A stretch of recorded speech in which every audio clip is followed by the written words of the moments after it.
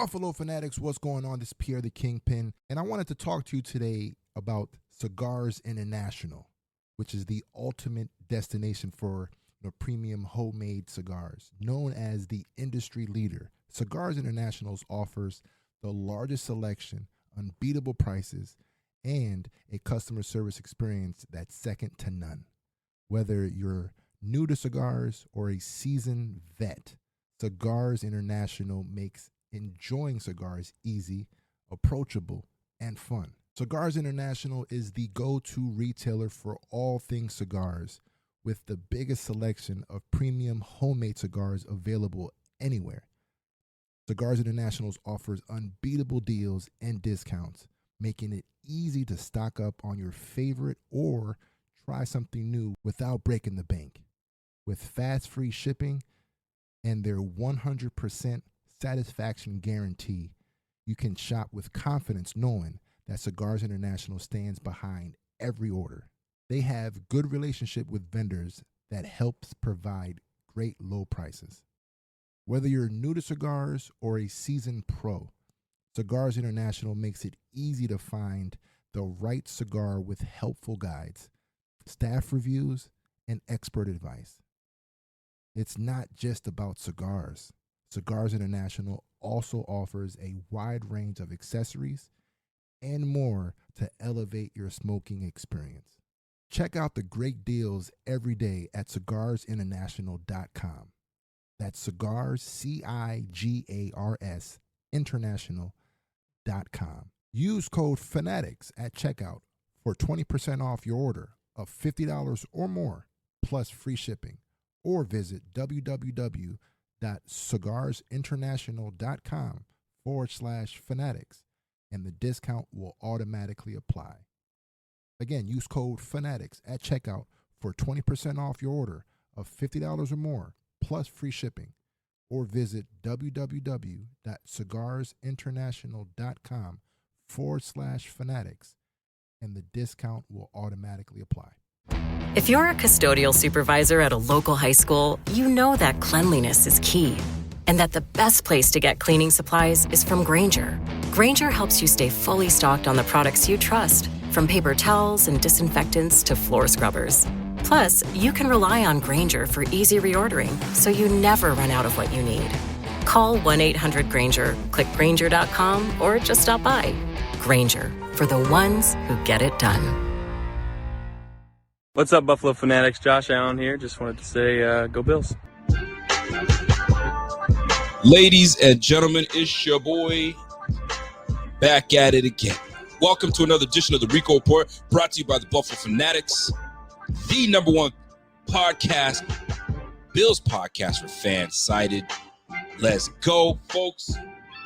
We got a good one today, man. Sometimes I honestly ask myself, what the hell am I going to talk about today? And honestly, I sit there and just kind of like go in my room, and I'm just sitting here. I'm like, hey, what's going on? We can sit here and talk about the Bills and the Bills and the Bills all day, fam. It gets kind of like, you know what I mean? We're regurgitating stuff. But we're going to change things up a little bit. But I'm joined by a special guest. I'm not just going to do this by myself today. So I'm joined by a special guest. This is one of our dear writers. You know what I'm saying? From the writing squad, right? The BF. I mean, we're in all avenues, man. We got a fantastic writing team. And without further ado, let me bring my man, Kyrie. My man, Kyrie, welcome to the Rico Report, my man. What's good, baby? Blessings. Rico, what's happening? How we doing tonight? I'm doing well, baby. Let's go, man. Listen, I'm excited to have you on because we have such a diverse writing squad, right? We have comedic pieces, we have historians, and everything in between. And my man Kyrie doesn't just come from a background of just writing, right? He used to play ball back in the day. So I'm gonna let you. I don't want to say gloat, but I'm gonna let you glow a little bit. Where did you play ball, and where'd you grow up? What's going on, man? Let people know about you, man. No doubt. So first of all, I appreciate you bringing me on, Rico. It's been something this has been for y'all out there. This has been in the making for some time. So it's fine. It's great to finally be on. But a little bit about myself. Born and raised, 45 minutes outside of Orchard Park in Lockport, New York. was a football player from the time I was in 7th grade until, my senior year of college. So I started out, I played at Lockport High School, and, it was fun, man. We had a great time there. My senior year, won a division title, and then, got to parlay that into, playing Division I for a year. I was able to walk on the University of Buffalo's football team. Walk on. But the craziest thing about, man, that's why I respect walk-ons. Obviously Baker Mayfield gets a lot of hate, but I love the guy just because he was a walk-on and like really became the number 1 pick in the draft. So to really see that go up is unbelievable. And no doubt, I'm rooting for all the walk-ons out there, man. But for me, yeah. So I got to go to UB and play there for a year, and I was an offensive tackle. And that probably was the worst possible year to be an offensive tackle at the University of Buffalo, because there was a guy by the name of Khalil Mack on the other side of the ball that I had to block every day, or attempt to block every day, I'll say.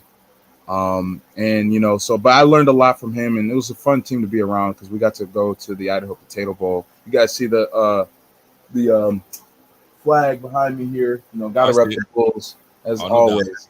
And then I appreciate that, for real, man. And then from there went to St. John Fisher, home of the Bills training camp. Got to play there for 4 years. A lot of success there as well. So I'm just thankful to be around the game as much as I am now. I'm not beating my body up though, so that's the cool thing about it. I like it. Well, listen. First of all, you kept that little nugget. By the way, a shout out to my man, the ref, hopping on. Salute to you. Salute to everybody tuned in. By the way, salute to the Bing Squad. You guys know who you are, man. So appreciate you, ref.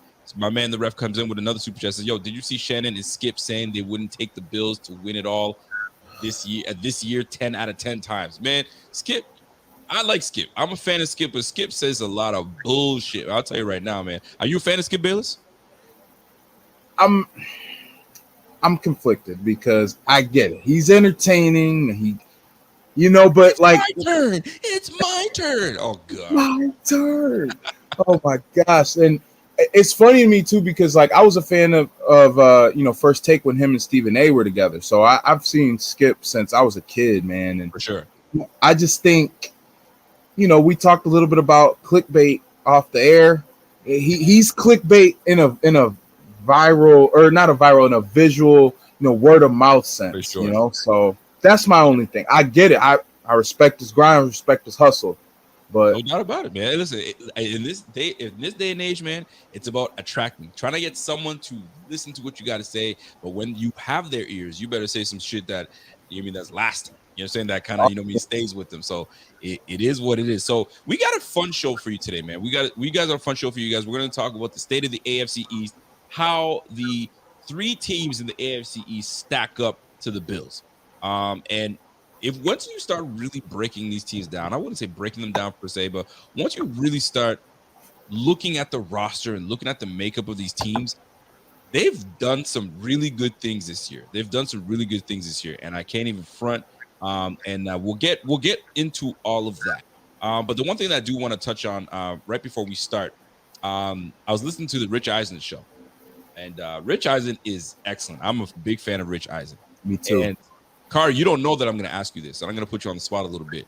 But they were talking about all 32 franchises, and when you think of that franchise, who is the player that stands out to you the most as the GOAT of that team? No matter who, no matter what, who is the GOAT of that team? And the Bills came up, and it was interesting because I was thinking to myself, there are some really good players, elite players on this Bills team. I'm talking about like overall. You can go back all the way to OJ Simpson. Forget about the off-field stuff. We're talking about on the field. OJ Simpson could be the greatest Bill of all time. So if I were to put you on the spot, who is the greatest Bill of all time? I'm so glad you brought this up too, because shout out to the guys over at Fanbase Sports as well. We had a list like the top 100 Bills of all time. Okay. And it was interesting to see how the list panned out. There's a lot of different ways you could go with this. A lot. In terms of like most talented Bill of all time, in terms of like what his career was and what he meant to the team, I truly do believe OJ Simpson is the most, talented Bills player. The rush for 2,000 yards in 14 games, when they knew, they couldn't put 12 in the box, but they were damn near putting 12 in the box. No doubt. You know what I mean? So that was, and OJ really brought a national appeal to the Bills that we hadn't seen it, or that hadn't been seen at that point. So I do truly believe that. Obviously, the way his life is carried on after, Obviously, people tarnishes it a little bit. 100%. But I think it really comes down to two guys from there. Obviously Bruce and Jim. I think personally though, I gotta go Bruce. 200 sacks, that's unbelievable. Number 1 overall pick. It's like a LeBron effect. Obviously, we're not saying Bruce had the national fanfare that LeBron James did, when he was at St. Vincent St. Mary, but the fact that he, was the number 1 pick, had some ups and downs early, but really lived up to his potential. 20-year career. The face of the franchise, arguably the best defensive player in the 90s. The thing that held me back with Jim is obviously he's a quarterback. I get it. We always want to heap the praise on the QBs. Yep. But, I personally think a lot of those, 90s Bills teams were really, those offenses at least, were really led by Thurman. Thurman Thomas was really just There's just so many good pieces on that team. Like you just named OJ, Bruce, Jim. You went to Thurman. Didn't even say Andre. I mean, Cornelius Bennett. I'm not saying that he is. He was a big piece. Like a lot of good guys on that squad. Aaron Schobel. We've had some really good pieces. Now, when we talk about the Bill of all time, I'm gonna agree with you. It is Bruce Smith. It is definitely Bruce Smith. Dude, when you look at the game, 279 games this man has played. 200 sacks, 200. When you can go Halloween and put a whole bunch of tombstones on your front lawn and it's filled with all the QBs that you've sacked, my goodness, you got to give it up. You got to give it up to the Bruce Smith, man. Like, dude, you 20, like, listen, and that's incredible. So, and I'm looking at his stats, right?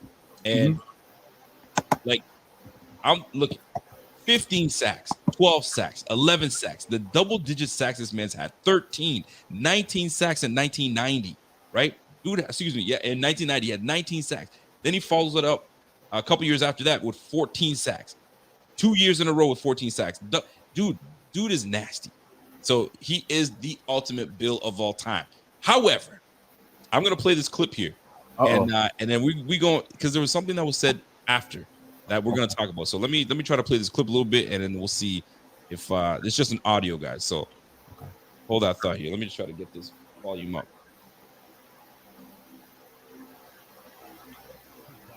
All right, here we go. Got it. So check this out. We're talking about Bills here. About time. Now we're going to go to the Buffalo Bills. This one got to be a little bit tough, and I know Bills Mafia is watching, so I want to make sure I get this right. To me, it's a no-brainer.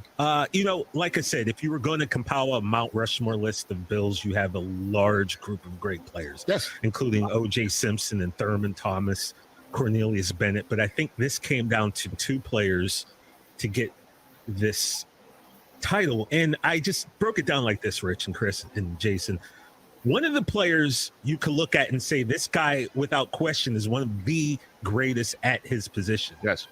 The other one, very good, but probably not listed in the top 10. You're going in the direction that I'm talking about. So, it's like you listen to the episode, because that's exactly what they're saying right now, Kyrie. You know what I'm saying? So I'm gonna keep it playing right here. All due respect to the great Jim Kelly, you got to say the greatest Buffalo Bill of all time is Bruce Smith. Bingo. I mean, one of the most dominant players in the history of football. He stuck the landings. Stuck the landing there, I think. Bruce, dominant. And, when people say Aaron Donald is on pace to become the greatest defensive player of all time, I kind of sit and go in there. I did see Bruce Smith play football. Yep. He's really excellent. Yep. All right, now we're going to come. So I found that extremely interesting that they were talking about the franchises and who stands out, and they were talking about the AFC East. I didn't really care who the hell they were talking about. But what was interesting is most times you're going to think about a quarterback. You think about the Jets, you think about a quarterback. You think about Tom Brady with the Patriots. You think about the Miami Dolphins. You think about Dan Marino. Quarterbacks. And the fact that Bruce Smith stands out, with a Hall of Fame quarterback in himself and Jim Kelly is absolutely amazing. So I have a question for you afterwards, which is going to be very interesting. So my man D. Raleigh says, hey, Rico, Kari, talking about old 90s Bills now that NFL teams can wear different color helmets this coming season. You think we will be seeing the 90s red helmets? I think that's what he's going to say, the 90s unis and the red helmets. The Bills are stubborn, man. I don't know if they're going to want to do it. They're going to just want to just chill. But I mean, if the fans are asking for it, I would love to see Josh Allen and the whole crew, Steph Diggs, in some 90s uniforms, man. Kind of nostalgic a little bit, but I also don't want that 90s vibe rubbing off too much on this new era Bills. You feel me? I'm just keeping it a buck right now. But it would be really cool to see the Bills in the old unis. That'd be dope. That would be dope. So my man Kyrie, let me ask you this, man. So we agree that Bruce Smith is the GOAT. He is the Buffalo Bill of all time. No question. Is there a chance for Josh Allen? I knew it. To supplant, to take on the role of GOAT of all time, and what would he have to do? What would he have to accomplish for him to be able to even be in that position? Man, so many thoughts in mind right now. I'm gonna go back to one of my favorite movies, one of my favorite franchises. I'll say one of my favorite sports franchises of all time too. In terms of movies, Rocky, with with Adrian. What did he say to Rock before that big fight against Apollo? Win. That's all he is. If Josh Allen wins a Super Bowl, I mean, it's going to be hard for anybody to deny him as, the greatest Bill of all time. Obviously, longevity, numbers. That plays a big part. Huge factor in everything. Bruce was in this, in Orchard Park for, I believe it was 15 years. I know he, made a few moves towards the end, played in Washington and everything like that. So his last 4 years were in Washington. Yeah, his first 15 were here in Buffalo. But I would say Josh would have to win. That's the biggest thing, because I think he's already on a trajectory that has pushed him well above certain, Bills of the past. You got to think of it like this. No, he didn't end the drought, but he was the first Bills quarterback to win a playoff game, since Jim Kelly. He was, able to have a, MVP runner-up season. He got the Bills to the AFC title game, back-to-back division titles. Yep. All these things are just stacking up, adding up, especially post-drought. You got to also factor that in. I think because I tell people this all the time. I remember, I was a huge, even when he was in Philly, I was a huge LaShawn McCoy fan. Huge.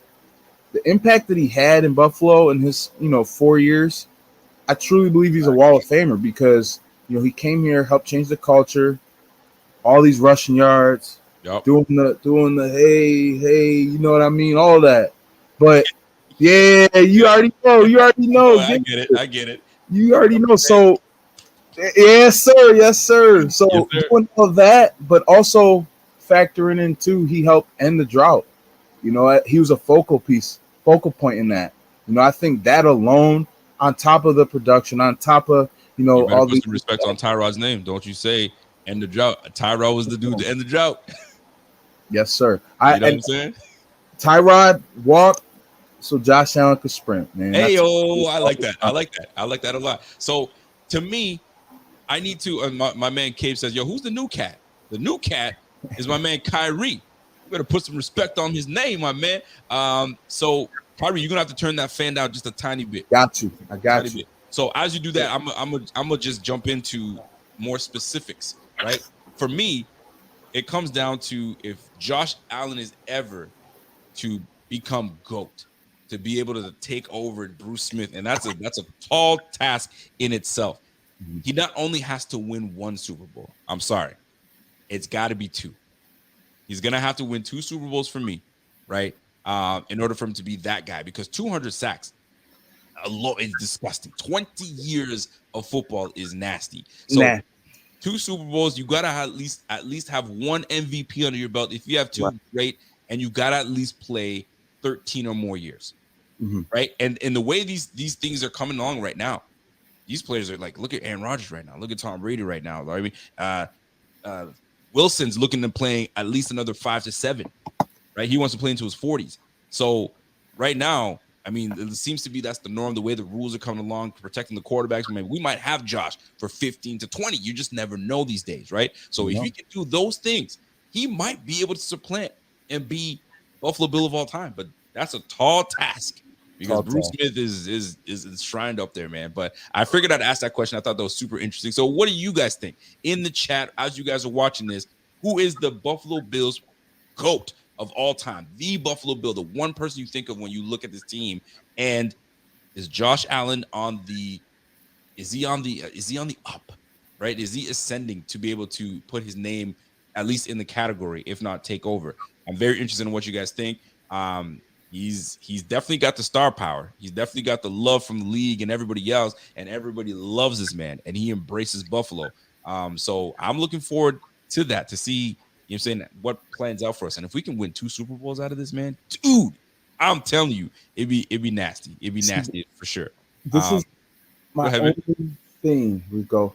Yeah. My only thing. And first of all, your point about Bruce Smith is tremendous, because I tell people this all the time, like, oh man, like people celebrate, you know, oh man, so-and-so got to 100 sacks. Like, that's amazing. You still 100 off from Bruce. Like, that's unbelievable even like to think about. But even more than that, you know, what he represented for the community, what he represented for this franchise, for 4 Super Bowl appearances in a row. Like, obviously there was a lot of talent on those teams, but that he was the cream of that crowd, you know, cream of that crowd. He is to defensive lines what Jerry Rice is to receivers. The amount of records that man has that just feel untouchable. Yes, that's Bruce Smith. 100%. So it's really dope to have that and see that come through. We're gonna go off script. We're gonna go off script a little bit, and we're looking at the. And I want your thoughts on this, because you brought this name up earlier today because you have the utmost respect for this player. Number 1 draft pick, walk on, Baker Mayfield. The utter disrespect that Baker Mayfield continues to get. Now he's getting a little more love, right? Before it was, oh, what team is he going to play on? He's going to have to. Now it's like, okay, the Panthers are in potentially, and so are the Seahawks. Well, forget about that at this point. Deshaun Watson, he's probably going to get a year. I mean, it makes sense. If he gets a year, I think he's expecting it. If he doesn't, I know he's in the midst of negotiating, you know what I'm saying, a punishment that is, I never heard of that you can negotiate your punishment. But I guess maybe, I mean, appeal process. I don't know how that works exactly. Yeah. So maybe he gets a year. Let's just say he gets a year. Are you able to play for the Browns if you're Baker Mayfield? Are you like, yo, kick rocks, I'm waiting for you guys to trade me, just cut bait, and let's just keep going? Yeah, man. It's like, it's, you know, those scenes in movies where, you know, it's this build up. The main character, they've been working alongside the supporting actor, and the supporting actor lets them down. And then they have to go on their own little struggle, figure out, okay, maybe I really do need the main character. They come back crawling to the main character, and the main character's like, come on. Sorry, fam. And they're like, I'm sorry, I shouldn't have done this to you. And, you know, can we get this thing rolling again? So I don't know. I personally just think, knowing Baker Mayfield's mentality, his persona, his attitude, his edge, the chip he has on his shoulder, you know, he got to this point because of that. But I'll say his pettiness even. I don't know if it'll allow him to, really, come back around, come back into the fold. I think both sides have moved on. It really seems that way. You know, for Baker's perspective, I totally get it. I mean, the interesting thing to me, I saw somebody tweet this. Go ahead. There's some interesting tweets out there, I'll tell you. To say the least. And shout out to Q, you know, talking about Baker. I mean, I understand, you know, Baker's not the most popular guy in the league. I totally 100% get it. I understand. He's had ups, he's had downs, to say the least, too. What I will say, though, is this about Baker. Like, the simple fact that the Browns came out and said, oh, we want an adult in the quarterback room, trying to downplay Baker's maturity and everything like that. You say that all to flip, not even necessarily flip him yet, but to, replace him with a guy who's got 24, 25, 26 cases now impending. He did settle some of them, but all these cases that he's got against him, and you want to talk about having an adult in your quarterback room, man, the Browns are going to brown, The Browns are going to brown. I will say this, though. My man Raleigh says, yo, listen, even if Watson gets to play this season, it's proof that the Browns are just cursed. They just can't have a franchise quarterback. Well, I mean, they have one. I thought they had one in Baker Mayfield. I thought they liked Baker Mayfield. He's made them relevant again. Right. And they discarded him like he ain't shit. So here comes Watson. I mean, Watson, I think he's an elite quarterback. Once the dust settles and he can go back to just focusing on football, I think the Browns are going to be a very dangerous team. But until then, the Browns are with Jacoby Brissett, and I like Jacoby. Jacoby's solid quarterback. Solid. I like that. Solid quarterback. But like, man, it's a mess. It's a mess out there, man, and that's on management. That's strictly on management. So, I feel for Baker Mayfield, man. You put your blood, sweat, and tears into this team. You forego your health. Your health and safety, and you put your body on the line, and then they just do you dirty like that. Yeah. You know what I'm saying? Yo, trade me. Do what you got to do. Send me where I got to. I know I trust my abilities. So where you want to send me to the Panthers, I'll beat out Sam Darnold. You know what I'm saying? Right. My running mate. You know what I'm saying? Back in 18, right? You want to send me to Seattle? All right. Me and my man. I keep forgetting his name every time I freaking say Lock. Yeah, Drew Lock. Me and my man Drew Lock. We're gonna do it. I mean, Buzz Lightyear. And don't forget, they got that third rounder out of Liberty. The quarterback out of Liberty that's there just chilling.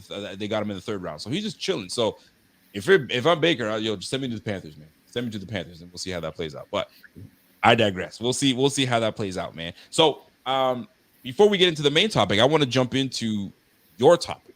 You wanted to bring something up, and I'm gonna give you the floor, and we're gonna discuss it, and we're gonna chop into it. So, floor is yours, my guy. For sure, and we talked a little bit about this before. I was able to, for me, it's cool because I got to see this a little bit last season. For full disclosure, I worked with the team last year, so to see the team from a up close and personal perspective. Hold on, cool. Repeat that for me. What did you do? Last season, I was working with the team, so to be able to, I gotta give you love, man. I gotta give you love. If you working with the squad, man, I gotta give you love, man. So speak on it. Let the people know what's good, man. For sure. So, it was a great experience, being able to, being at all the home games, being on the field. But that was one of the things for me, I've got such a reporter's mind, man. I've got such a journalist mind. So to just see these guys out there on the field and just seeing them work, it was great, especially to see the progression. It was a long season, man, 18-week regular season, 2 playoff games as well. So it was a long, long season. But, one question I wanted to pose is, if there is a guy, could you name a guy on either side of the ball that if they were to break out this year, it could really put the Bills over the top? So I've got 2 guys that I really believe, are those guys, and really are those the guys that if they step up, tremendous things could happen. So I'm going to leave it to you first, Rico. I'll let you answer first, and then I'll give you my responses. So we'll go tit for tat. No doubt. So where should I start? Offense or defense? It's on you. What you think? All right. So let's go to the offensive side of the ball. Okay. I'm not going to go with the obvious, right? I know who you're thinking. I know it's who too you're obvious. It is. Josh Allen. If Josh Allen doesn't, we know that. Right. If Josh Allen has a poo-poo year, we go nowhere. Right. All right. Literally. Josh Allen has a fantastic year. We're right on par to where we need, but he needs a supporting cast. Who on this offense is going to get us over the hump?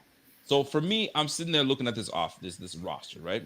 Let me scroll in on myself. I'm looking at this roster, and I'm trying to figure out. Okay, I can easily say Stephon Diggs because he is one guy that's gonna help us get over the edge. I could easily say, you know what, we just brought in a slot receiver, Jamison Crowder. That'll be an interesting one because he brings a different dynamic than what Cole Beasley did. I can go, listen, man, we got a 3-headed monster and we got James Cook. That's going to create such huge problems for the defense, mismatches. So where is it that I stand? Where can I go? Well, let me go with Gabe Davis. All right. I'm going to go with Gabriel Davis. I'll tell you why I'm going with Gabriel Davis. Gabriel Davis, a lot of people want to say, well, it was just one game. Sometimes it does take that one game, right? 4 touchdowns. My confidence is at an all-time high. And guess what? I'm bringing that confidence into the offseason. I'm bringing it into minicamp. I'm bringing it into training camp. And I'm bringing it into week 1. So I know Stephon Diggs is going to gain and garner a lot of attention. Nobody's really paying attention to me right now. I have underrated speed. I have great catch radius. I can catch balls contested. I will be that second receiver that gets us over that hump. That now I'm going to open things up for everybody else. You're going to have to go and pay attention to Jameson Crowder. You're going to have to pay attention to James Cook, right? OJ Howard. So to me, and Dawson Knox, to me, is Gabriel Davis is going to be that person that gets us over the edge. We just haven't had that number 2 complementary receiver next to a number 1. We officially have a number 1. Now we have a great number 2, and we're only ascending, and he's only getting more confident, and he's going into his 3rd year. And we all know what happens in 3rd year, man. They skyrocket. They boom. So give me Gabriel Davis to take us over the edge on the offensive side of the ball. What say you, sir? I thought that was the name you were going to say. And I'm really glad that you said him, because the sky's the limit for this man. It is. You know, talking about my time last season, us staff members, you know, that weren't necessarily on the football side, all of us all season, pounding the table. We love Emmanuel Sanders.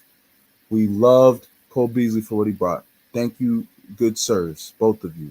But Gabe Davis, as the old saying goes, he's got that dog in him, man. He's got that dog, and he's a mismatch nightmare. As a number 2 receiver, you got to think about that. You know, he's not getting double coverage. He's drawing attention away from Diggs. He makes things easier for him and for Knox and all the guys. So sky's the limit for him. If he balls out this year, you know, the Bills really could reach the potential that everybody sees in them. But you don't agree. You have somebody else on your mind. There's another name I had in mind. Talk about it. I'm going to speak on it a little bit. You know, a little bit about my football career and, you know, position I played. You know, I was an offensive tackle. And I will always vouch for the guys, the big uglies in the trenches, always. There was a young man who came into the Bills organization last year who had all these physical traits, you know, 6'8", but extremely athletic for his size. But the one thing I always say this about offensive lines, you know, you got to have your smart guy. You know, normally that's your center.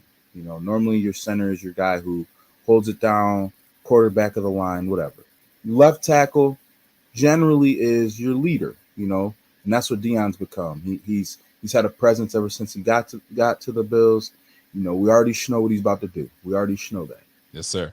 But that right tackle, Spencer Brown, he's the one thing I think every offensive line needs. Again, we talk about having dogs. He's truly a dog on the offensive line. I think the mentality, the physicality, after the whistle stuff, all of that. Like, I truly believe if he reaches the level that he can, especially in year 2, because he had some ups, he had some downs. You know, he had a really, really good season in terms of run blocking. You know, he left some things to be desired in the pass blocking game. But as he grew, as the season went along, he progressed. And that's the thing. You know, it's not where you start, it's where you finish. And I think he's a guy that, again, we talk about guys on the ascent. You know, he's truly on the ascent. And if he can become one of the best right tackles in football, which I think he can, man. Okay. The moon. I'm on board with that. I like where you come, because it gives a tenacity, a nastiness in the run, and it gives you second-year player next to a veteran player in Saffold, because I talked about this last week, so I'm glad you brought him up. I talked about last week, making and breaking, and I talked more about Roger Saffold. If he's the Pro Bowler, motivated Roger Saffold, we're in good company. If he's the often injured, older 34-year-old, but even playing like a 37, 38-year-old, we might be in trouble because it may hinder the likes of Spencer Brown. So, but I do love the fact that you brought up Spencer Brown. So you went off the cuff. You gave love to your Hoggies. I like it. I like it a lot. I like it a lot. Who was your runner-up? On offensive side of the ball, it definitely was Gabe. Because I think Gabe, just because naturally the progression, we see him go from he was essentially the fourth receiver his rookie year, and then last year, quasi 3. But we were, again, pounding the table for him to be the 2. But I think also another guy that really was in the running for me was Dawson Knox, because we've seen it. The progression has just been endless. I mean, I'm glad you asked me this, because I wanted to add about Dawson specifically, man. Okay. People, I love, how critical some people get. Oh, man, why are we drafting this guy? He had 15 catches in college. He didn't have a touchdown. Right. Do you guys know where Dawson Knox played college at? Ole Miss. I know you know, Rico. All right. Yeah. Ole Miss. Uh-huh. Do we know what receivers he was happened to be playing with? He had some dogs out there. 3 receivers. People want to just talk about the 2. Right. I can't remember the third guy, but I mean, I don't think he's in the league right now, or he got undrafted or whatever the case is. But A.J. Brown and DK Metcalf. Exactly. I know. DeMarcus Lodge was the third guy. DeMarcus Lodge was the third. Thank you very much. He was tough. He was tough. Absolutely. Mind you, Dawson Knox, high school quarterback. Mm-hmm. So he had to transition. He's grown. He's progressed. So to think that man is at the level he's at today, think about where he's going to be at next year, and the year after, and the year after that. He's going to just keep climbing. So he's another one. But we've seen him ascend to a level already. He could just hit the next peak. But that's why I wanted to go with Spencer Brown. I like that. No, listen, great job. So we're gonna flip it to the defense side of the ball. Okay. I'm gonna let you begin. So the mic is on you. So your defensive player that you feel that's what's gonna take us over the edge. It's gonna give us that edge. Who is that? Who do you got? No doubt. So now this one, I've waffled on this one a little bit. Because I feel like the Bills obviously the last handful of years, ever since Coach McDermott got to Buffalo, the emphasis has been, okay, the Bills are going to have a stout defense. They've got talent all the way around. But the one unit that struggled has been the defensive line. Obviously, the addition of Von Miller has been, something that everybody's looking forward to. Of course. Daquan Jones coming in. Yep. Jordan Phillips coming back. Shaq Lawson coming back. The depth is real, to say the least. Now, we could very easily, go Greg Rousseau on this. And I honestly came in thinking I was going to go Greg Rousseau. Okay. But I truly think Boogie Basham is probably the guy, because as much as Greg Rousseau, if he hits that next level, man, the Bills defense could really take flight. But I think just knowing that, hey, Boogie Basham, he had first-round talent. He fell to the second round. Why was that? There were some habit things that, people questioned. And that was a part of why he wasn't in the rotation as much last year. And that was, stuff that's gone on record and things of that nature. I do believe that Rousseau, he's a talented enough player today, and a refined enough player today, that even if he doesn't progress from where he did last season, his floor is high enough where he's going to have an impact. But if Boogie Basham is able to get to that next level, if he's able to, even just, because I've heard reports of, he's looking slimmer, he's looking cut, lost some weight, he's focused in, he's locked in. Yeah. Hey, when there's less seats in the room, and there's guys being added at your position, that makes you notice. It really makes you take notice. And I think the thing with Boogie too is I love Rousseau, he's great talent. I think Boogie is unique in the fact that he could play inside, he could play outside, head up, D tackle, nose, whatever the case is. So his versatility, if he's able to reach his peak, special things could happen. I'm going to push back on you, sir. I'm going to push back on you because you can't tell me that Boogie and I like the fact that you went Boogie Basham because I would love to see more of Boogie Basham because anytime he did get on the field last year, he was productive. So more of him on the field can only mean success, can only mean good things. However, we've loaded this defensive front.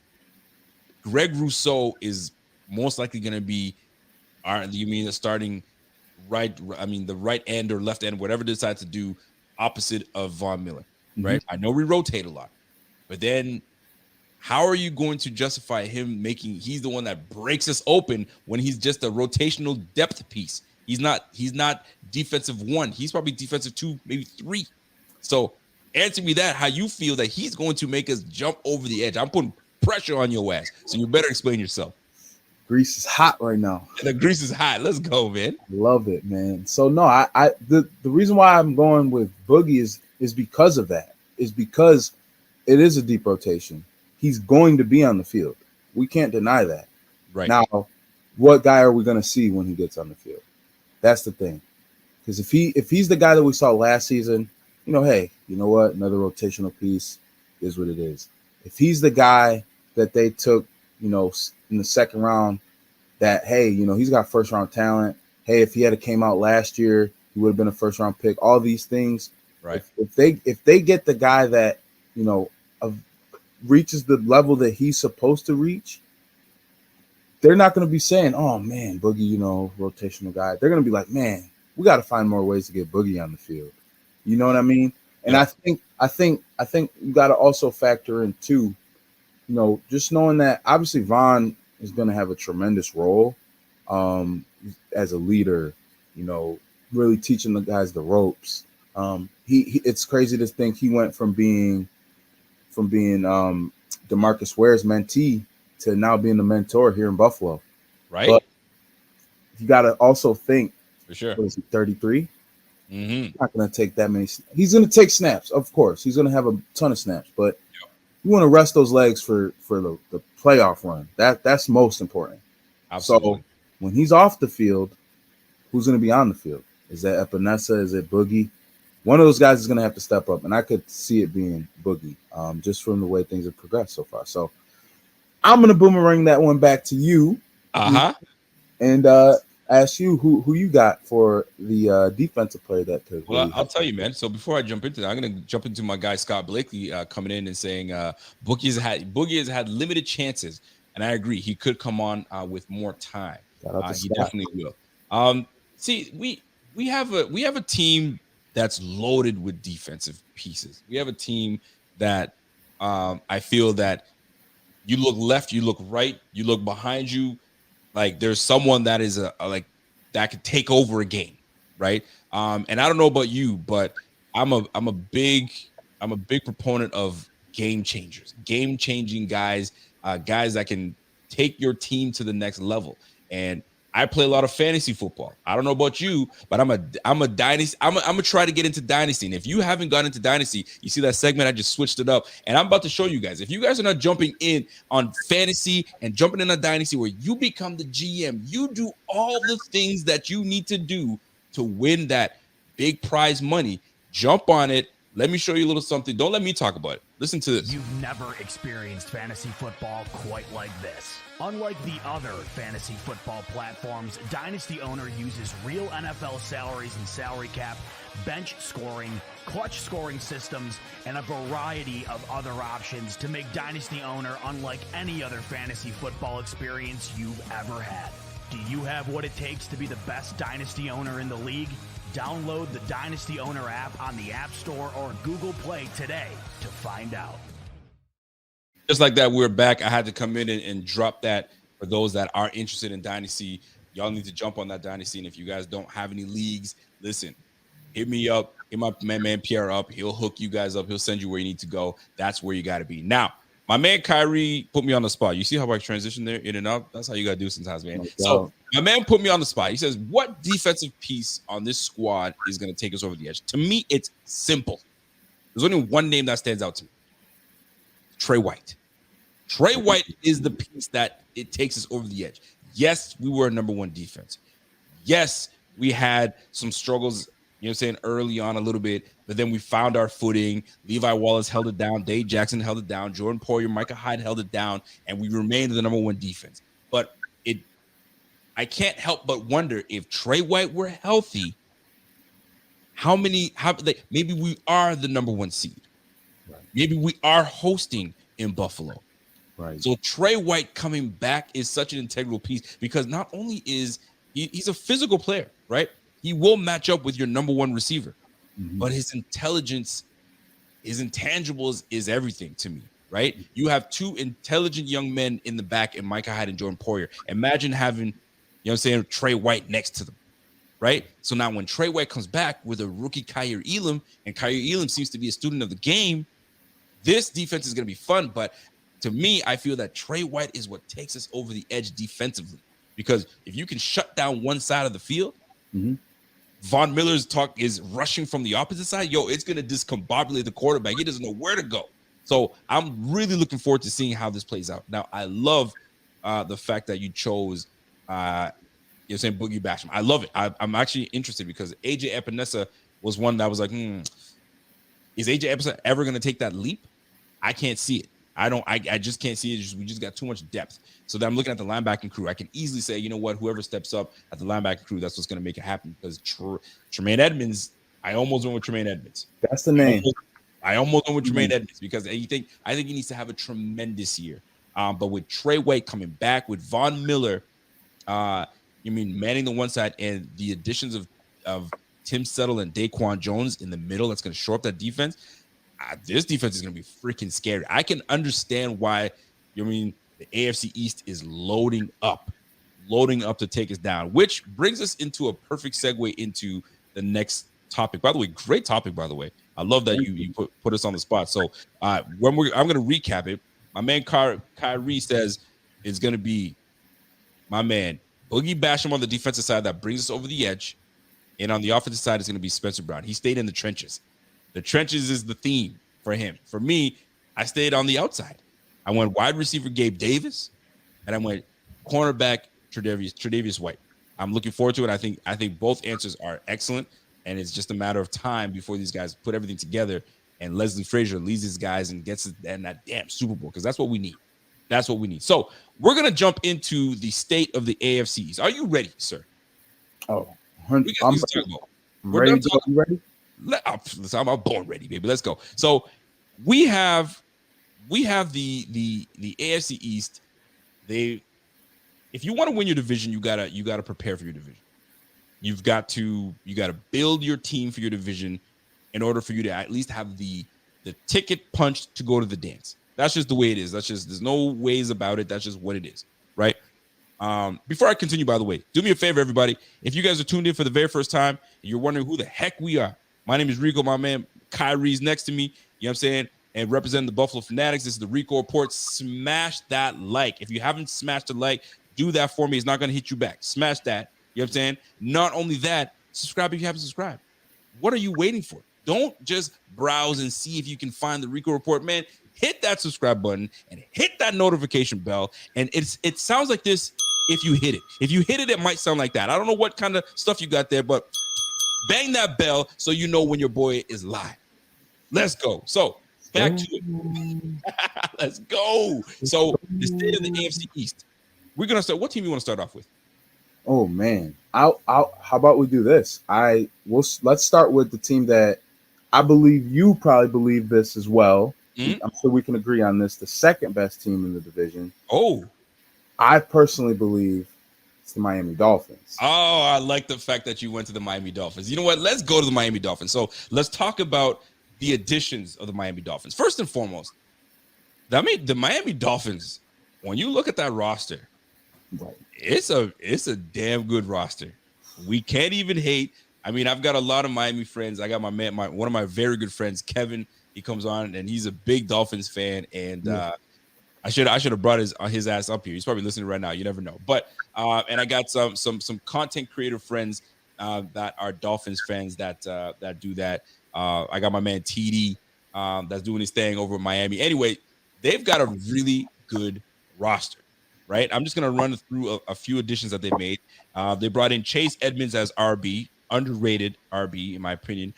A very good RB in Raheem Mostert. I absolutely love Raheem Mostert. I was actually targeting him as a free agent to come to Buffalo because I think his speed is undeniable. The problem is he's been injured often, so we don't know what's going to happen with that. So Teddy Bridgewater, Cedric Wilson. They brought in Connor Williams, guard. Tyreek Hill. They made a trade for Tyreek Hill. They re-signed Gesicki, right? They re-signed Emmanuel Ogba. They signed Melvin freaking Ingram. Teron Armstead, fam, this team is loaded. They came and weren't playing games, and they have a new head coach in McDaniels. So, talk about it. I mean, I've talked about I didn't even talk about Wilkins on the defensive front. They got Devin Godchow. They got Phillips on the squad. Fam, this team is solid. So, talk to me. Man, you didn't even mention their secondary, which is the best in football. Like that, I think they got the best corner tandem in X-Man, Xavier Howard, and with Byron Jones, two number one corners. And you know what? I got to give a shout out to Canadian, the safety, in Javon. I forget what's his Howley. Thank you, solid safety. So listen. Speak on it, man. I'm gonna let you keep going because this squad is Javon Holland. Thank you, and then they got Brandon Jones. So it's a good squad. And if Bills fans want to sit here and hate on the Dolphins, I mean, we all talk our shit because we sweep them every year, and it's lovely to talk about it. But they're not playing games this year. They're trying to steal a game, or maybe two. They're trying to. Yeah, Kyrie, talk to me, man. How are they going to match up against the Bills? And this is the question. How are they going to match up against the Bills, and where is our advantage over these Dolphins? For sure. I think, just talking about this roster, like I personally think this is a top 10 roster in football. I can't even argue that. Like the names you just rolled off, like all of those guys are ballers. They really are. Yeah. The biggest thing is, they've got to see, what their guy under center is going to do. I know we talk about it all the time. Quarterback is king in football and all the sports, but it's a topic you can't just dance around. And I want to go a couple different ways with this because personally, I think I get it. Like the Tua hate it's understandable. I think it's similar to Mitchell Trubisky where. You obviously have Patrick Mahomes and Deshaun Watson in his draft class. Tua was in a class with Justin Herbert and Joe Burrow, and the Dolphins picked the wrong guy. They did. They certainly did. We can all say that absolutely with certainty. Yep. But they've made this bed, they have to lay in it. And I think what they've done is great because you put pieces around Tua. He doesn't have to be Josh Allen. He doesn't have to be Aaron Rodgers. He doesn't have to be Patrick Mahomes, but what he can be is a distributor. We saw him do that at Alabama. We saw, what he did with Ruggs and Judy and Devontae Smith and Jalen Waddle, obviously, before, so he's shown that he can, produce when he's got guys around him. Right. I think, also to the fact that they'll have an offense that's built around the running game. They'll have an offense built around the running game. They're gonna have a good defense. All they need Tua to do is play smart, play clean. Matching up against the Buffalo Bills. Yes. I think the toughest thing with that is, I think the Bills, they've done a great job with it this offseason in terms of improving speed. Clearly, that was, something lacking in the divisional round against Kansas City and playing them in the conference title game in 2020 as well. So, I think the Bills have made it a concerted effort to add more speed. You add James Cook, you add, Jamison Crowder, you add Kyer Elam. So those are things that the Brandon Beane and Coach McDermott and the staff has recognized, and kudos to them for recognizing that. Yes, I think the biggest thing in terms of matching up against the Dolphins is just being able to try to limit that speed, but also to just, I think with Josh, like he's shown to have such a, I don't know what it is, man. Even dating back to his rookie year, Josh Allen, all-star, superstar quarterback, one of the best in the game. I think he's the best in the game. Whether it's Mahomes, Rodgers, Allen, Herbert, any of those guys, whatever. Personally, I think it's Allen. But when Allen's number one quarterback for you right now, I would say, okay. In terms of even over Pat Mahomes, that Pat Mahomes has his number. I'll say this: if the roles were switched, if Patrick Mahomes was here in Buffalo and Josh Allen was over in KC, would we be saying that? Oh man, Patrick Mahomes, he's definitely the best quarterback in football. I don't know. I'll tell you this, Bills fans, Bills fans, stop the cap. Bills fans, whoever's on their squad, they're the best ever, right? I even saw something that told me that I was reading Twitter and I heard Devin Singletary is a top 10 running back. I said, what? We went down a wormhole with that one. That's Bills fans for you, fam. Top 10 quarterback, top 10 running back. I said, whoa, I ain't even touching that. I like Devin Singletary. Don't get me wrong. I like him, but no, I'm sorry. I can't have that. But Voter's the man. He's the man. I'm with you. So when it comes to matching up, I mean, you made some fantastic points. But it really, and like you said, it really starts with Tua. I'm not a Tua defender, but I'm also not going to sit here and say Tua's trash and Tua's this, because when Tua started off, man, there wasn't a whole lot of good things happening with Tua, and he took that mediocre team to 8-2. You hear me? At one point, and he had these guys surging. You feel me? And he was a nice player at Alabama. Right. Had a huge injury with his hip. I don't know if you guys have ever had a freaking hip injury. It ain't cool. I've never had a hip injury, but I've seen some people that have had some bad hip injuries, or you see some people with like, man, my hip, and I can't quite. My man had his hip crushed. You know what I'm saying? So and sometimes it takes time. So maybe he might be fully healthy, and fully healthy Tua with weapons around him could be a dangerous Tua. Now, I don't want to get ahead of myself here. Let me back it up a little bit, because they still got to come to Buffalo and go against our dogs.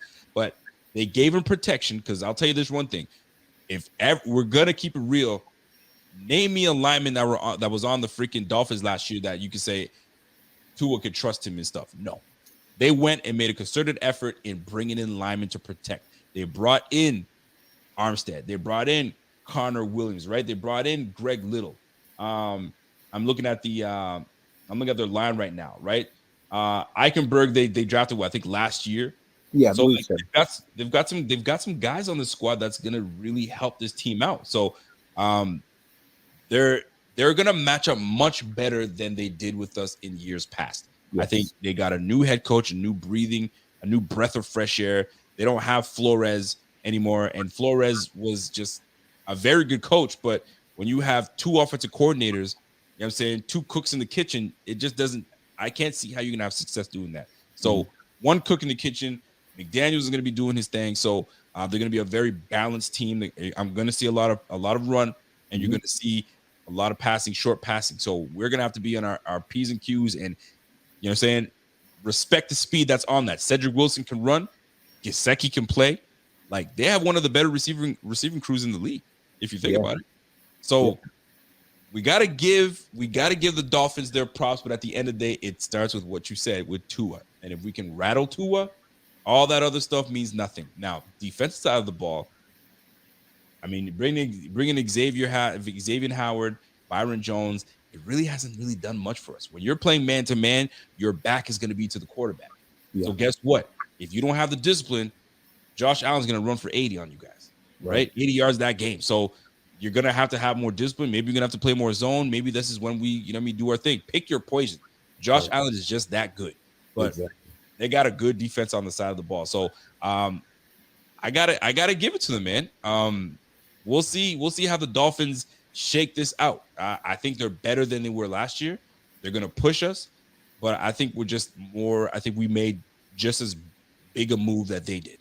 You guys, I mean, you heard it. You remember that dude that was catching babies out of the building, and he wanted to throw shade at Aguilar, and I think at one point it was another. It was I'm bringing this up because it was in Philly, and I guess somebody was trying to get robbed, and dude took out his gun. He's like, "Yo, you got a gun? I got a gun too. You want to clap? I'm gonna clap back too." So.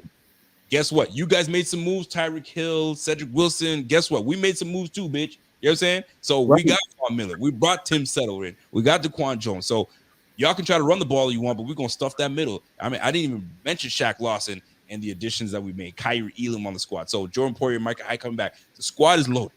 The squad is loaded. So we're going to see how Miami Dolphins fare, but I think they'll play a lot closer to us than in years past. But I think the Bills have the edge, and I just don't think we spanked them the way we spanked them last year. It's going to be a good game, 2 good games, but I think we come out with it. I don't know if you agree with that or not.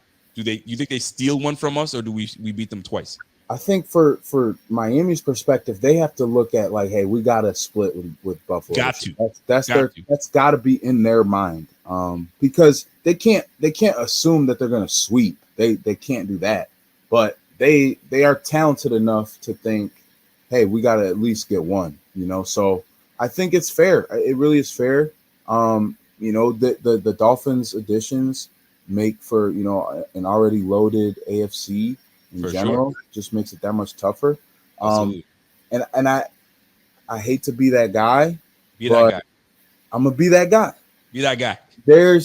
When you have 2 comparable rosters, loaded at just about every position, both rosters, the Bills and the Dolphins, you got to go with the roster that has the better quarterback at the end of the day. There you go. And let me add to that. Mm-hmm. You got to go to the roster that's got the better coaching. And when you got veteran coaches in Leslie Frazier, continuity, veteran coach in Sean McDermott, I'll take my veteran coaches, over the new head coach that's coming in, right? New to the position, new to the team, new to the city, new to the roster. So I'm gonna take my coach and my quarterback over yours, and that should end the conversation right there.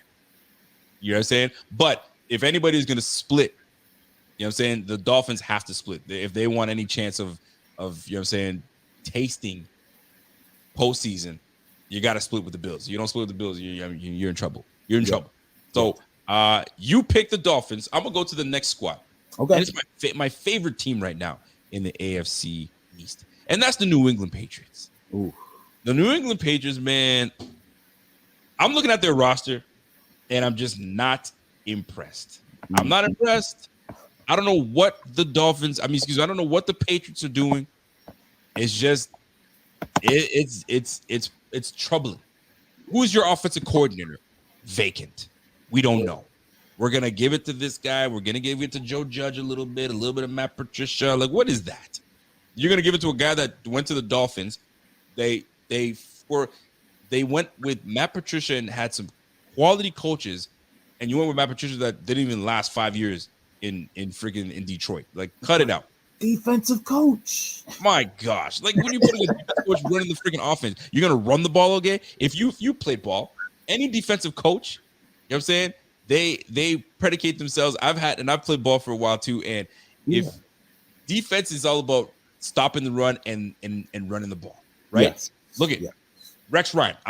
Prime example. Rex Ryan, defensive minded coach, comes in, and we had one of the best run games in football, 2 years running. 2 years running. Because it was a focus on the run game. So Belichick, what are you going to run the ball all day? I'm sorry, man. This is a passing league, and you're going to have guns. And Macaroni Jones is cool and all. You know what I'm saying? I like him. You know what I'm saying? Macaroni and cheese. But you're not going to be able to. I mean, you're a box of craft dinner, Macaroni Jones, and you got premium pasta at an Italian restaurant with Josh Allen. You feel me? It's just not the same. It's just not the same. So let me run through what the Patriots have done. I mean, it's not a whole lot, but we're going to talk about it. So obviously Bill Belichick is coming back. He's trying to redeem himself. I don't know how he's going to do it. They got no offensive coordinator. Steve Belichick and Jared Mayo. I'm saying Jared Mayo. Am I saying that right? Because it sounds, Jared Mayo. Gerard, did I say Gerard Mayo? Jared Mayo? The former linebacker. Mm-hmm. It's making me remind me of the actor, and I don't want to say the actor because it's just similar. But Jared Mayo, as they're going to be co-defensive coordinators. They got Mac Jones that's going to go into his second year. He had a pretty good rookie year. I'm not going to lie. He had a pretty damn good rookie year. They built their O-line a little better, but they got rid of Shaq Mason. So what are you doing getting rid of your best lineman? You know what I'm saying? You got a two-back system, so don't really have a big back. They brought in Pierre Strong. I like Pierre Strong. He's a good rookie running back out of South Dakota. Defense should still somewhat be solid with Judon coming back. Ronnie Perkins going into his next year. He didn't really do anything last year. Not a whole lot, man. Devontae Parker, they added Devontae Parker from the Dolphins. Big body. He gives Trey White problems because he's a bigger receiver. They drafted Tyquan Thornton, some speed. But other than that, man, Jonnu Smith, Hunter, you know what I'm saying? Hunter Henry. They brought in Jabril Peppers. They got Kyle Duggar. They got Devon Gottschall. Fam, like, are you scared of the Patriots this year? Oh, man. I'm gonna make a hot take. Oh shit! Hold on. Because I don't know if you've been on the show, but when hot takes are about to be coming on, and you say it with your chest.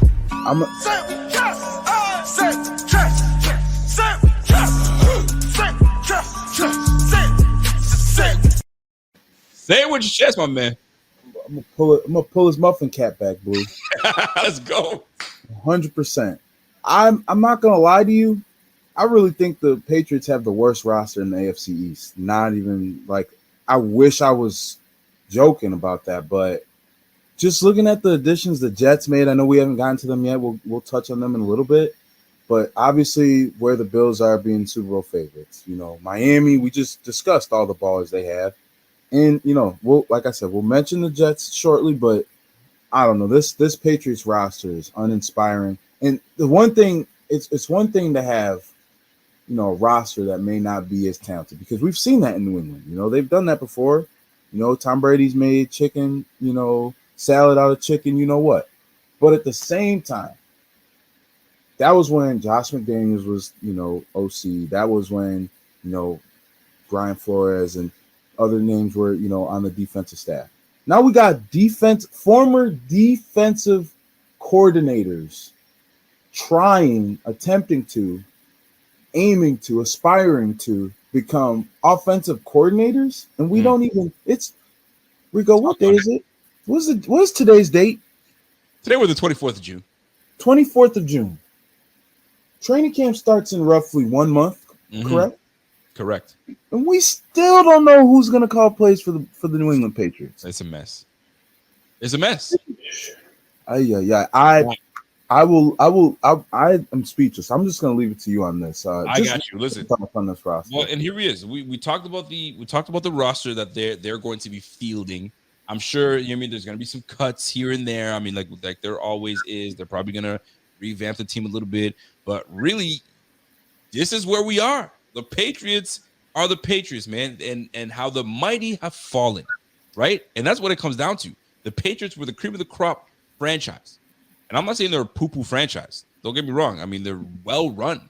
You're a well-run organization. You have freaking Super Bowls after Super Bowls. Y'all got that.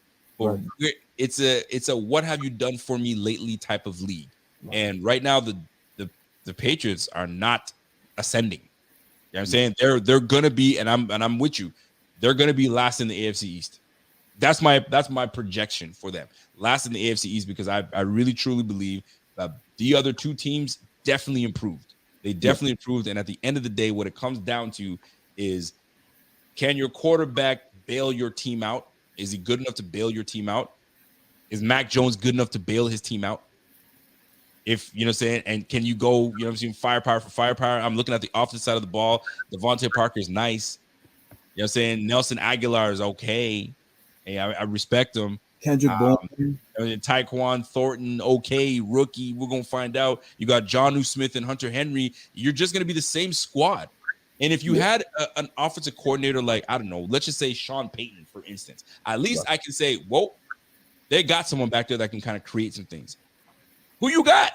Nobody, man. So whatever the Patriots are thinking or whatever they're drawing on the board, wipe that shit down, start all over, because it ain't working. It ain't working. Kyrie, am I lying, man?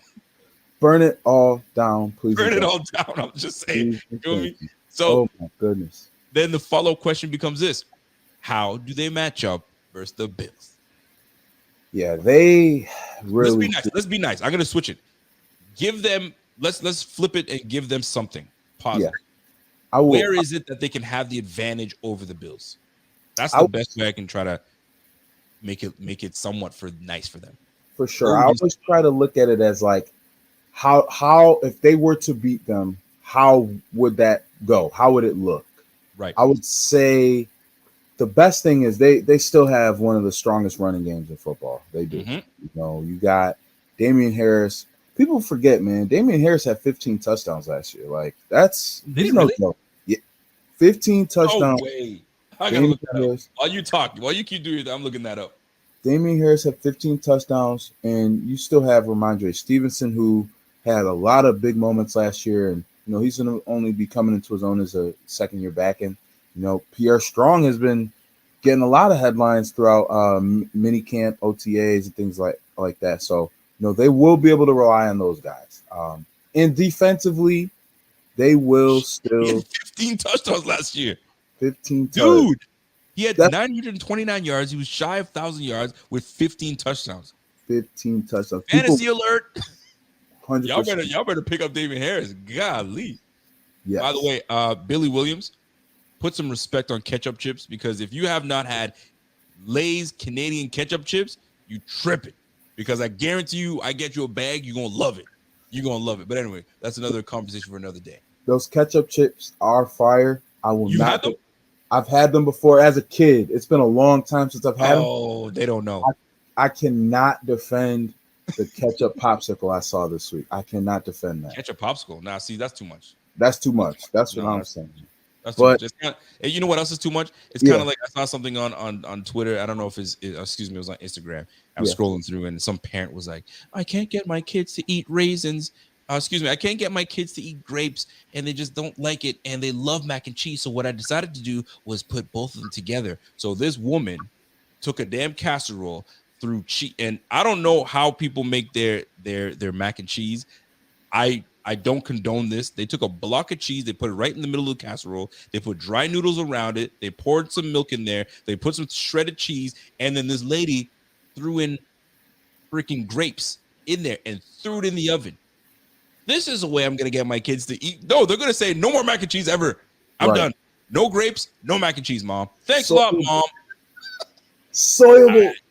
Oh, my That's right. I digress. I'm sorry. I had to get that off my chest because we talked about food, and I'm a food guy. I love my food. I'm sure you love your food as well. We love to eat.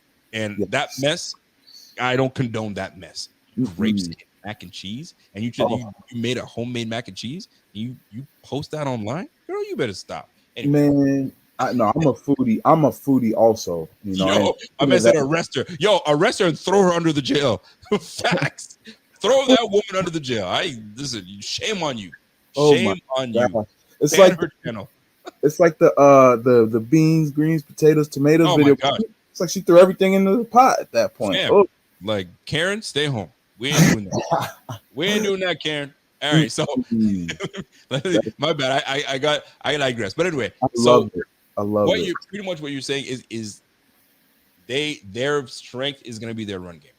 100%. And defensively, they'll still be a solid defensive group. You know, when you still have, I mean, arguably the greatest defensive coach of all time is still on that side. It's still running that franchise.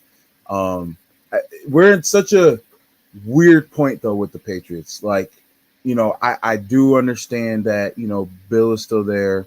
You know, he's got some of his guys back around. You know, Christian Barmore, I think, is a good player on the defensive line. You mentioned Judon. Yeah, Christian Barmore. Ooh, good call about that up. I love Christian Barmore's game. Baller. He's a baller, to say the least. So they've got some pieces defensively, but you know, you lose JC Jackson. Yeah. You know, they've got I don't know this. They brought back Devin McCourty and old McCourty. Yeah. They brought back Malcolm Butler. Yeah, see, it's not 2018. It's not 2018. Thank you very much. It's not 2018. Why are we going back in time? I pulled up their roster, right? So I'm looking at it. Yeah. They got Tyquan Tyquan Thornton, Nelson Aguilar.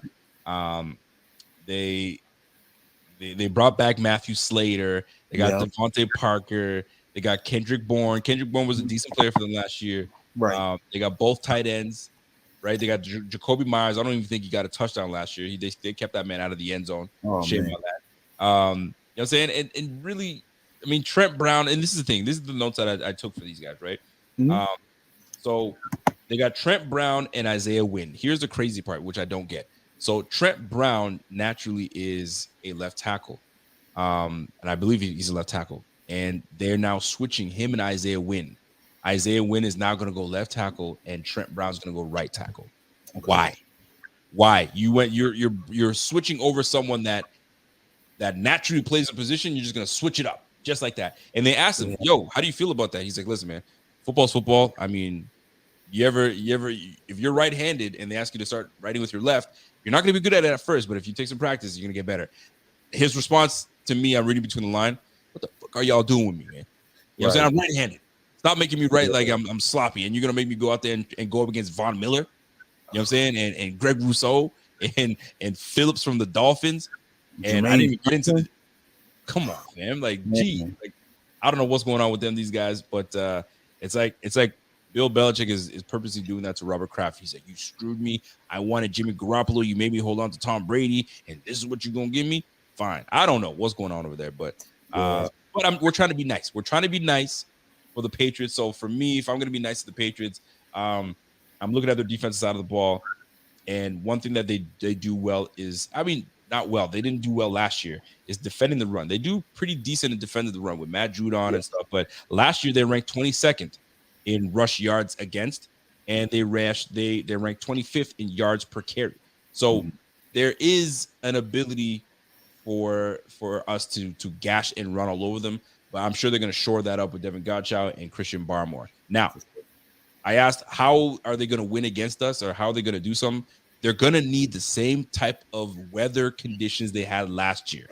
If you want to beat the Bills, you better pray for wind, sleet, hail, snow, rain, hurricane, tornado. You better ask for all of that. That's the only way I think you're going to steal a game in Buffalo. It's not going to happen. What happened in the playoffs is probably what's going to happen 2 games in the regular season. I'm sorry, Patriots. This is going to be the year that you do not make the playoffs. Yeah. You're done. You're done. That's the way I look at it. I was trying to be nice, but I mean, at the end of the day, I can't. It's just what it is, man. And if you're a Patriots fan watching this, I feel for you guys. I really do. You need a couple more years. You have a quarterback. I got to give it to Mac Jones. Mac Jones looks like he is the part. Right. You just got to build around him. And that's just what it's going to come down to. So that's the Patriots. What do you project the Patriots? How many games you project they win? See, this is the thing. Like, I don't think they're not going to be bad. This is the problem. When you've been spoiled with the greatest modern franchise or the greatest modern dynasty of all sports, and I mean, that's you can count the Spurs, you can count the Warriors now, you can count the Boston Red Sox. I'm not counting the Warriors as a damn dynasty. F that. We'll go on. Proceed, sir. That's look at your face. That's the Toronto Raptors fan coming out right there. I'm a Laker guy. So we gonna talk about that another time. But go ahead. No doubt. No, you're right though. But just think about, 6 championships from 2001 to 2018. Like, it's insane. It's insane. And they missed the playoffs one time in that span. It was the year Brady got hurt, and they still won 11 games with Matt Castle. So, like, they obviously, the Patriots fans have been spoiled rotten. The problem with this year's team is, like, they've got a lot of good. They've got a lot of, I love, actually, Kyle Duggar. He's a name I forgot to mention. He's going to be a superstar. He didn't have a great year last year, but he can play. Yeah, he could play. I think, Jalen Mills, Super Bowl champion. Jonathan Jones, really good player as well. Dietrich Wise, and all these names. We mentioned Hunter Henry and Jonnu Smith. Like, all these names, solid, a lot of good. I think the Patriots will be a 9-8. I think they could at the very most win 10 games. But I think they will win. That's high, man. It is high, but this is the thing. When you have a coach with the pedigree of Bill Belichick, his team is never going to be I mean, think about it. The year that that Cam Newton was the full season that Cam Newton was there in 2020. That was about as bad as it could have gotten, and they still won 7 games. As bare as that roster was, all the opt-outs they had, right? That's fair. Fair. But you can't tell me that they're going to be last in the division and give them 8, 9, 10 wins. It's just not going to happen. See, this is the problem. I do think that they are the least talented roster, but I'm not sure if the 4th team we're going to talk about is ready in terms of being able to supplant them yet. So that's where, like what I was saying about it being a hot take. I do think I do think they have the least talented roster, but I mean they still have Bill. And you can't deny Bill. Bill is a genius. He's a genius. Answer this question for me. I think he's Tyrone Hall comes in and says, "Yo, I think you're wrong, Rico. Bill Belichick has a quarterback, and that's a dangerous thing for this division. He has a quarterback, yes, but that quarterback is not Tom Brady. He's not. If you were to tell me he's got a quarterback and it's Tom Brady, so be careful, I'm not buying it.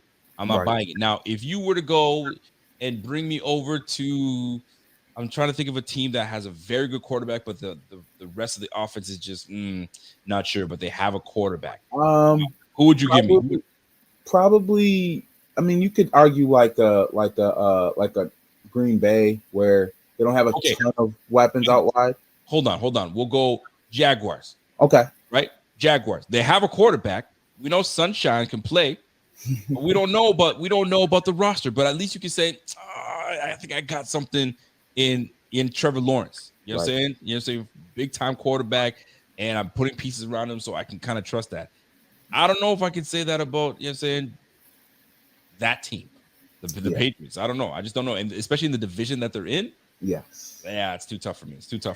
They might have the second best quarterback in the division, like right now as we speak, but I don't think he's so much further ahead of the other quarterbacks that he elevates his team so much further ahead of those teams. So I totally understand where you're coming from. I like that. My man, your boy Letter says, "Yo, Rico, did I miss any re-signings with the Pats?" They signed this. I mean, really, I don't know who they re-signed, like big re-signings. I think he's asking if Cam re-signed. Oh, Cam, excuse me. Did I miss any? I thought, why did I read that? Cam did not re-sign with the Pats. I highly listen.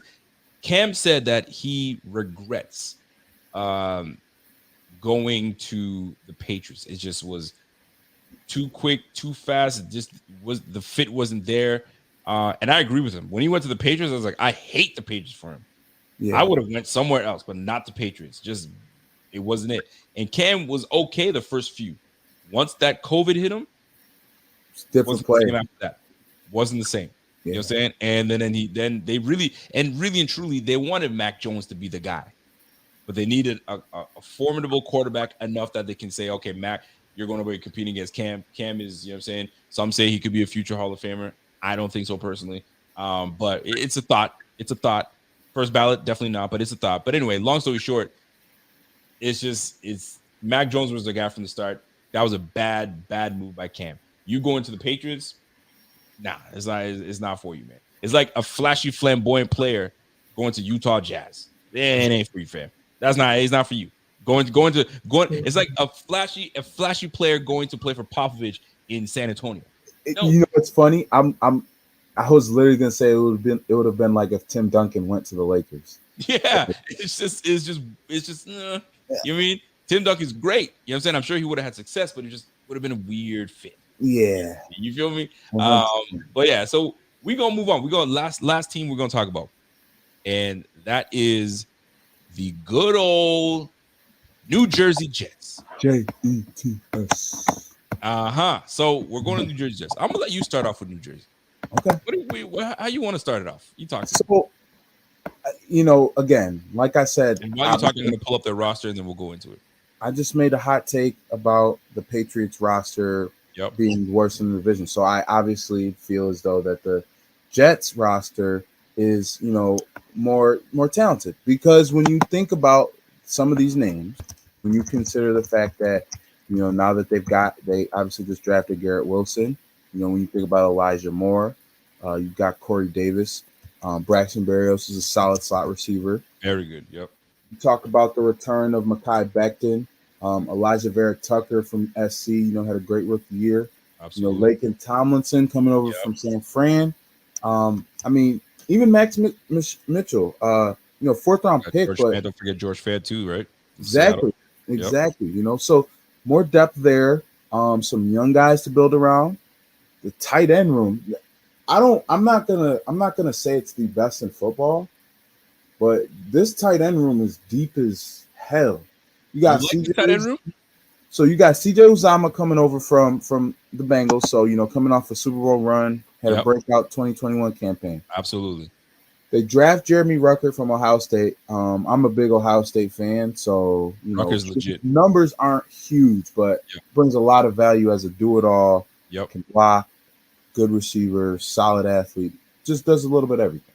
Yep. But then I think one of the most underrated signings in all of football this past offseason was Tyler Conklin, the tight end from Minnesota.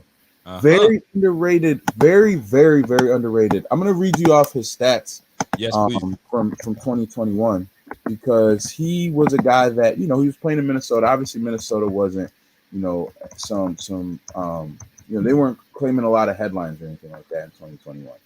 But, mind you, this is him playing in an offense that, has Justin Jefferson, has Adam Thielen, running the rock with Dalvin Cook. Even Madison is a, good back himself. He finished with 61 receptions for 593 yards, 3 touchdowns. So that's not a huge number, but really solid security blanket for Kirk Cousins last year. So who's to say you can't do the same for Zach Wilson? But for sure, just looking at the defense now too, and we know Salah's a great defensive mind. Yep. He's got some dogs now that he can really help groom. I'm not going to say dogs. He's got some pups now. He's got some young guys. He's got some young pups. Exactly. He's got some young guys that I think are really just he's going to be able to groom. Obviously Quinnen Williams has been there for a couple of years now. So he's really emerging into one of the, more not dominant, but one of the stronger defensive tackles in football. Yeah. Carl Lawson's returning now. Yes, he is. All of last season. So it's huge, man. Huge deal there. I mentioned him earlier. Jermaine Johnson, the first rounder from Florida State. I'm not going to lie, Rico. I'm scared about Jermaine Johnson. Jermaine Johnson in that senior bowl, when I was watching the Jermaine Johnson show, I was like, yo, who is this guy? And the fact that the Jets went up back in to grab him, I was like, okay, the Jets ain't playing games. And then the second round, they went back up to grab my guy, Breece Hall. Right. I said, okay, these motherfuckers, I don't want to cuss today, but these dudes, they're not playing no games this year. I was like, shoot. Okay, Jets, I see you, Jets. So I'm with you. Everything you're saying right now, I'm with you, man. And I'm glad you mentioned Breece Hall. I didn't even, I just completely missed the boat on that. Like Breece Hall, you paired Breece Hall up with Michael Carter. Like that's a solid O-line altogether. Right. And here's the thing, and I'm going to jump in. Mm-hmm. The Jets remind me of just a lesser version of the Dolphins. Because at the end of the day, what's gonna happen is, what's Zach Wilson about? Yeah. What's he about? What are you doing? He's talented. He's got arm talent. That's for damn sure. For sure. And he's got the weapons around him. Look, if you look at his receiving room, you got Elijah Moore, you've got Denzel Mims, you've got Corey Davis, they got Garrett Wilson they just brought in, Braxton Berrios. We talked about that. That's a good team, man. They're loaded. They're loading up on that squad, and we got to talk about it, man, because we can't just say, oh, it's the Jets and they're there. Yes, they haven't won in forever. They've got the worst record. You know what's funny? The Jets and the Giants, the last, I think, 5 years or the last 10 years, they're the two bottom teams. Yes. Two bottom teams. Yes. In the league in terms of wins and losses. So history is not looking good for them right now, at least recent history. Mm-hmm. So they know better. They knew what they had to do. And the GM did a hell of a job in putting things together for the squad. Yeah. Robert Saleh is a good defensive mind. They brought in offensive coordinator Matt LaFleur is going to be taking over. So, this Jets team, I'm not sleeping on the Jets. Mm-mm. In no way. No way am I sleeping on the Jets. We can't. They got, Sauce Gardner. We didn't even talk about him. Dude, we didn't even get into Sauce Gardner. Didn't even get into Sauce Gardner. Didn't even get Joyner. They got some talent. And I love the point you made about they're just a lesser version of the Dolphins. I think they really are, like, in terms of the way they're gonna play. They're going to be defensive minded. They're going to run the ball. They're going to try to get the ball out of Wilson's hands, right? Mm-hmm. I think the team is like, it's a younger, up and coming version of what the Dolphins are now, because the Dolphins are more ready to win today. But the scariest thing about all of that is, like you said, Zach Wilson. Zach Wilson is a more physically gifted quarterback than Tua Tagovailoa. 100%. Tua, I know we're going back a little bit with this. I'm so glad you brought up the thing about Tua's hip, because people act like him returning and even playing football, on any level is, oh man, this guy sucks. Like, dude literally couldn't walk in the fall of 2019 after he broke his hip. Like, people forget about that. They forget about that, man. Like, put your fandom aside. Yes. And this is I don't like homers. I'm not a big fan of homers. And you've got to put your love for your team aside and just look at it for real and just say, okay, let me just unbiased and look at it for what it is. And you're right. Like, if he's fully healed and he's not even thinking about that hip anymore, because the mind will play tricks on you. You think your doctor tells you you're good, but you're in your mind, you knew the pain you went through when you got your hips crushed. Yes. And I ain't trying to have that no more. So the way that guy tackled me in the angle, when I'm running in this is exactly how it happened. I'm thinking about it. So if he's in the mind of not thinking of the way he got hit and crushed, it's a different ballgame. I don't want to go back on Tua, but it makes all the difference. So with Wilson is a physically gifted, like you said. And if he gets more comfortable going into the second year, sophomore year, and he's got the weapons around him, because that's exactly what we did for Josh Allen. Josh Allen's rookie year, we had Robert Foster as his number one freaking receiver. We had Biscuit Benjamin as another receiver for him. We had Zay Jones. Yes. I'm not poo-pooing on Zay Jones, but Zay Jones wasn't great for us. It wasn't horrible. It wasn't great. Yeah. We got the man in the second round, for crying out loud. Do something, right? That's the thing, we had freaking nobody around him, man, like, to really help him. So what do? We bring in Isaiah McKenzie. Isaiah McKenzie got the ball rolling. The following year, John Brown, Cole Beasley, right? We started bringing quick guys that can get separation, and then we put weapons around Josh Allen, and Josh Allen is ascended. Now, everyone thinks they could duplicate what we've done for Josh Allen. Just put weapons around the guy, and they'll do great. Well, you don't have a Josh Allen. You feel me? So Zach Wilson, what is he going to do with the weapons that they put around him? So we're about to find out. This AFC East, man, they used to say it was one of the worst divisions because Tom Brady just ran that thing. But now it's a different ballgame now. It's a different ballgame. So these Jets are going to be fun to watch. I mean, you mentioned Carl Lawson, Quinnen Williams is still there. You got Jermaine Johnson. You got Hamza Nasruddin from the Florida State from a year before. C.J. Mosley. We didn't even talk about C.J. Mosley. So, fam, this is going to be something, man. And they brought in who was it? They brought in Jordan Whitehead. Yeah, a solid player from Tampa. So, dude, this is gonna be fun, man. This year is gonna be fun. So we gotta be on. Listen, we gotta one. I know it's cliche, and Coach always says it, guys. We want to take one game at a time. It literally is gonna be one game at a time. Yeah, we can't look ahead of anybody on this roster. We can't look anybody in this league. It's one game at a time. So we're gonna see, man. But I ain't sleeping on these Jets, man. These Jets. I'm not sleeping on the Dolphins.